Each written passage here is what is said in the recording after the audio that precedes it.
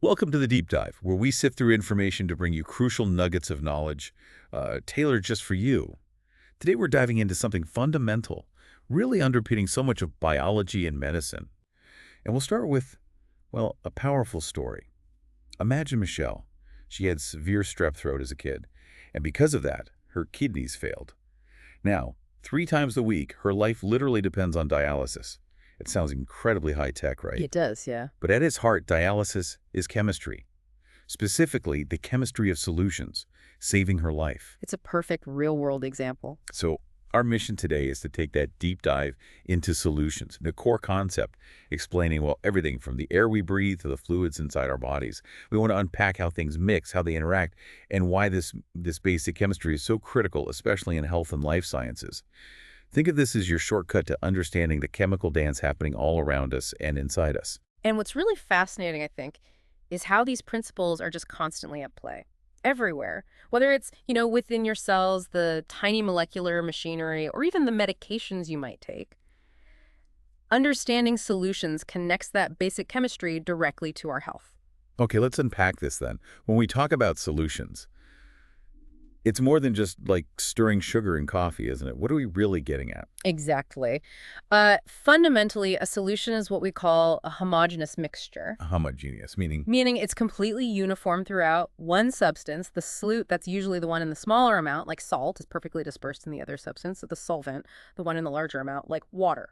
It's not just mixed, it's evenly blended. Every single part of that solution is identical. Ah, okay. Uniformity is key. Absolutely critical, especially in health. You need every drop of an IV fluid or medicine to have the exact same concentration. You can't have stuff settling out. Think about the air you're breathing. That's a solution. Oxygen dissolved in nitrogen. Soda water. Carbon dioxide gas dissolved in water. And the solvent determines the state, right? Like liquid water means a liquid solution. Precisely. The overall physical state matches the solvent. Okay, that makes sense for air or salt water. But why do some things mix so well and others just refuse? Like the classic oil and water example. Right. That comes down to a really fundamental principle, like dissolves like. Like dissolves like, okay. It's all about polarity. Think of molecules as having sort of electrical poles, positive and negative ends. For a solution to form, the attractions between the solute particles and the solvent particles need to be strong enough, similar enough, to overcome the forces holding each substance together on its own. Water, for instance, is superpolar. Its molecule is bent, and the electrons aren't shared equally. This lets water molecules form strong attractions, especially hydrogen bonds, with other polar things or with charged ions. So water can pull things apart. Effectively, yes. When you put something ionic, like sodium chloride table salt, in water, the polar water molecules surround the positive sodium ions and the negative chloride ions. They pull them apart, draw them into the solution. We call that hydration. Okay. And the same happens with other polar molecules, like methanol. But nonpolar things, think oil, grease, iodines, they don't have those strong polar attractions. Water molecules are more attracted to each other than they are to the oil molecules. So there's no, like, incentive for them to mix? Exactly. There's no energetic advantage, so they stay separate. Oil floats on water. So polarity isn't just some abstract chemistry idea. It's literally how our bodies work, right? Yeah. Because water is the main solvent in us. It absolutely is. Our bodies are, what, about 60% water for an adult? Even higher for infants, maybe 75%. Oh. And this water isn't static. It's divided into the fluid inside your cells, intracellular, and the fluid outside, like blood plasma extracellular. And it's constantly moving, constantly being used and replenished. Through drinking, obviously, but food too. Definitely. You lose water daily breathing, sweating, urine, maybe 1,500 to 3,000 milliliters. But you gain it back not just from drinks, but also from food. A carrot is like 88% water. Chicken around 71%. Huh. Never thought of it that way. And this water acts as the solvent for countless vital substances, nutrients, waste products, ions. It's essential for transport, for chemical reactions. Life, basically. That's a great point. So once these things are dissolved, especially in water in our bodies, do they all act the same? Particularly thinking about electricity, because you hear about electrical signals in nerves and muscles. No, they definitely don't all act the same. And this difference is crucial. When substances dissolve, they either break apart into charged particles, ions, or they stay as whole, neutral molecules. Okay. The ones that break into ions are called electrolytes. And because they form ions, their solutions can conduct electricity. Think nerve impulses, muscle contractions. That's electrolytes at work. Right, conducting the body's electrical signals. Exactly. And then we classify them further. You have strong electrolytes. These dissociate, meaning break apart, almost 100%. Things like sodium chloride, strong acids like hydrochloric acid. Lots of ions mean they conduct electricity really well. Okay, strong means full dissociation. Right. Then there are weak electrolytes. They only partially dissociate. Maybe only a few percent of the molecules break into ions. Acetic acid vinegar is a classic example. Most stays as molecules, a few form ions, so they conduct electricity, but poorly. Got it. And the last type? Non-electrolytes. These dissolve, but they stay as whole molecules. No ions are formed. Sugar, alcohol like methanol, urea, these are non-electrolytes. Their solutions don't conduct electricity at all. So like MgNO3 magnesium nitrate, how does that break down? Right, that's a strong electrolyte, an ionic salt. When it dissolves, one magnesium nitrate unit breaks completely into one magnesium ion, which has a 2+ charge, Mg2+O, and 2 nitrate ions, each with a 1 charge, 2 and O3. 2 nitrates, right? Because of the formula. Okay, so connecting this back to health. Yeah. What does this conductivity, these electrolytes, mean for us practically? It's absolutely vital. In hospitals, we measure the concentration of specific ions in your body fluids, usually in units called milliequivalents per liter, or MEQL. MEQL, okay. And these levels tell us a lot. Think about key ions. Sodium, Naf+E, is crucial for regulating how much water is in your body and for nerve signals. Potassium, K+A, is essential for electrical signals in the heart, keeping your heartbeat regular. So imbalances would be serious. Extremely serious. Chloride, Cl, helps balance the positive charges and maintain fluid levels. Bicarbonate, HCO3, is key for keeping your blood pH stable. And how do imbalances happen? Things like severe vomiting, diarrhea, even excessive sweating can throw these levels off drastically. It can be life-threatening. That's why IV solutions like normal saline, which is 0.9% sodium chloride, or lactated ringers are so important. They're carefully made with specific MEQL values to restore that critical balance. That makes sense. Now, moving from the how things dissolve to how much. Is there a limit? You can't just keep pouring salt into water forever. Right. At some point, it just sits there. Exactly. There's a limit, and we call that solubility. Solubility. It's the maximum amount of a solute that can dissolve in a specific amount of solvent, usually 100 grams of water, at a particular temperature. Great, temperature matters. Big time. So if you add less solute than the maximum, the solution is unsaturated. If you add exactly the maximum amount, it's saturated. Any more solute you add after that point just won't dissolve. It'll settle at the bottom. And I've heard of supersaturated. Right. That's a tricky one. Sometimes if you make a saturated solution at a high temperature and then cool it very carefully, you can actually get it to hold more solute than it normally should at that lower temperature. That's supersaturated. But it's unstable. Unstable how? Just disturb it slightly, tap the glass, add a tiny crystal, and boom, all the excess solute suddenly crystallizes out. Wow. Okay. And the temperature effect. You said it matters. Yeah. For most solid solutes, like sugar or salt in water, solubility increases as the temperature goes up. It's why you can dissolve way more sugar in hot tea than in iced tea. Makes sense. But for gases dissolved in liquids, it's the opposite. Gas solubility decreases as temperature increases. Oh, okay. Like the warm soda going flat. Exactly. Yeah. The warmer it gets, the less carbon dioxide gas can stay dissolved, so it bubbles out faster. This is also related to Henry's law. Henry's law. It states that the solubility of a gas in a liquid is directly proportional to the pressure of that gas above the liquid. When you open a soda can, you release the pressure. And the gas comes out. Right. The solubility decreases instantly and the CO2 bubbles out. This pressure relationship is super important for how gases like oxygen and CO2 dissolve in our blood, too. Okay, this solubility limit thing. Yeah. If things can only dissolve up to a certain point, what happens if they precipitate out? Especially somewhere they shouldn't, like inside the body. That sounds like it could cause problems. Yeah. It definitely can. While many ionic compounds dissolve well in water, especially those with ions like sodium, potassium, ammonium, nitrate, there are important exceptions. Some ionic compounds are essentially insoluble. Meaning they don't dissolve in water? Pretty much. Their internal ionic bonds are just too strong for water to break apart effectively. Things like silver chloride, lead chloride are insoluble. Is that ever useful? Actually, yes. Medically, think about barium sulfate, BaSO4. It's used for x-rays of the digestive system. Right, you drink it. You do. Now, soluble barium compounds are highly toxic, But barium sulfate is safe because it's extremely insoluble. It just passes through your system without dissolving and releasing those dangerous barium ions. Ah, the insolubility makes it safe. Clever. But when things that should stay dissolved precipitate out inside the body because their concentration exceeds their solubility limit, that causes diseases. Like what? Gout and kidney stones are prime examples. In gout, uric acid, a waste product, builds up. Its solubility in blood plasma at body temperature is pretty low, maybe 7 milligrams per 100 ml alc. If the concentration gets higher than that, it crystallizes out, forming these sharp needle-like crystals, often in joints like the big toe. Very painful. Ouch. And kidney stones? Similar idea. They form when compounds like calcium phosphate or calcium oxalate become too concentrated in the urine, exceeding their solubility, and they crystallize into hard stones. Diet, hydration levels, they all play a role.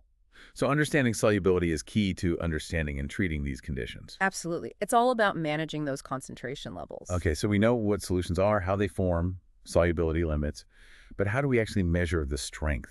How do we quantify concentration precisely? Especially in medicine, precision must be everything. It really is. We use different units for concentration, which is just the amount of solute in a given amount of solution. In health sciences, probably the most common you'll see are mass volume percent, written as MV, and molarity, symbol M. Mass volume percent. It's super practical. It's just the grams of solute divided by the milliliters of solution times 100%.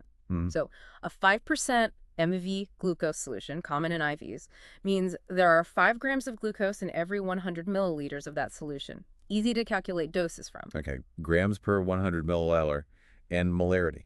Molarity is more fundamental for chemists. It's defined as the moles of solute per liter of solution. Moles tell us about the actual number of particles, which is crucial for understanding chemical reactions.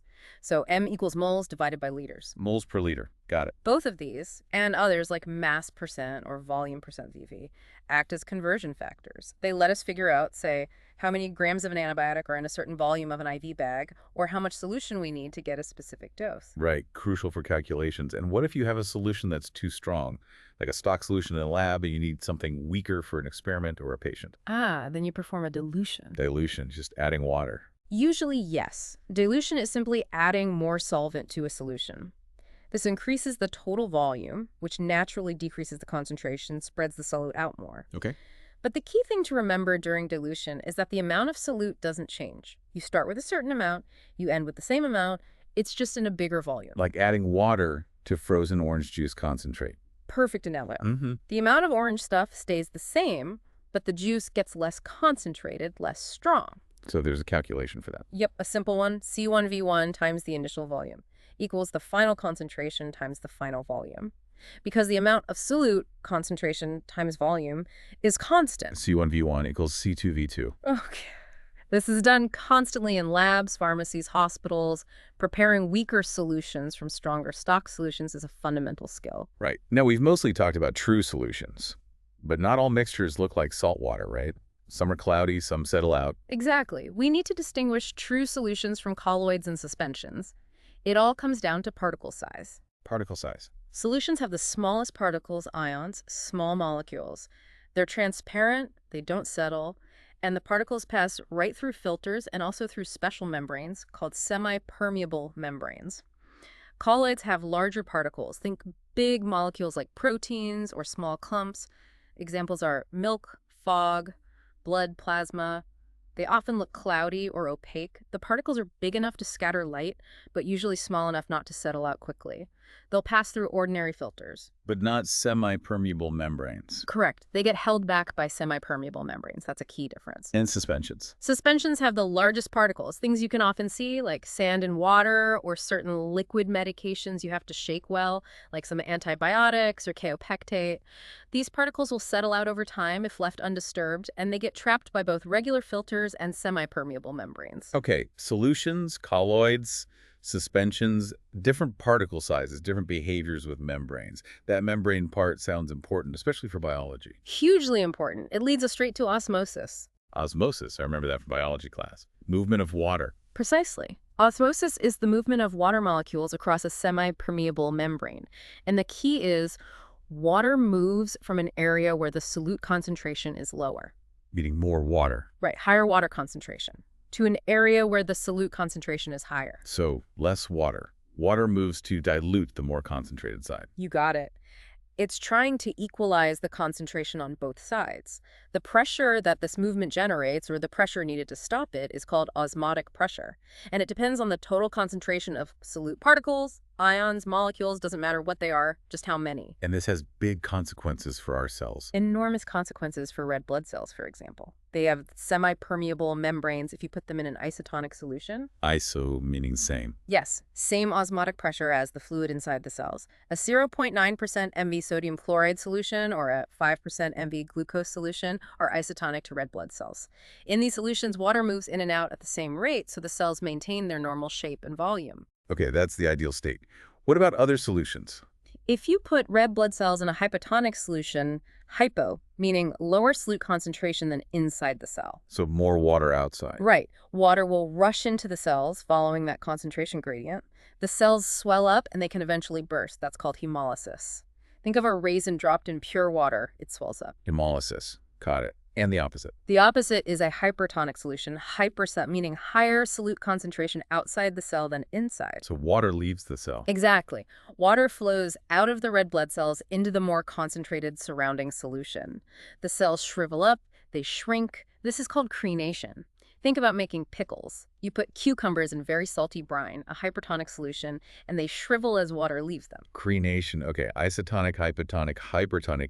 Crucial for cell survival. Absolutely. Maintaining the right osmotic balance is fundamental. Which brings us full circle, back to Michelle and dialysis.